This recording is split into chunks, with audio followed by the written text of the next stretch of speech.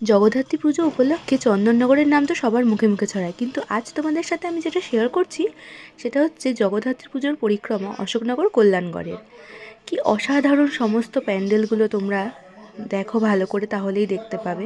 আর তার সাথে দুর্ধর্ষ লাইটিং আর মায়ের মুখের কথা, উফ, কি আর বলবো আলাদা করে। কোনো কোনো প্যান্ডেল টিনের তৈরি, তো কোনো কোনো প্যান্ডেল ছাতা দিয়ে তৈরি।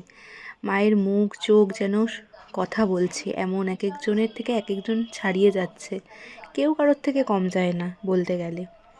এখান প্যান্ডেলগুলোতে একদম শেষের দিন খুব সুন্দর তাসা বাজানো হয়।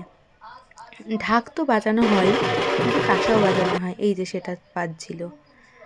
আর যে কটা প্যান্ডেলে যেতে পেরেছিলাম সে কটারই তোমাদেরকে আমি ছোট ছোট ক্লিপিংস দেখালাম। এখানে প্রায় 50টারও বেশি পুজো হয়। সমস্ত ঠাকুর দেখে অনেক রাত হয়ে গেছিলো, তাই তারপর একটু আইসক্রিম খেয়েই বাড়ি চলে এলাম। তো কেমন লাগলো অবশ্যই জানিও।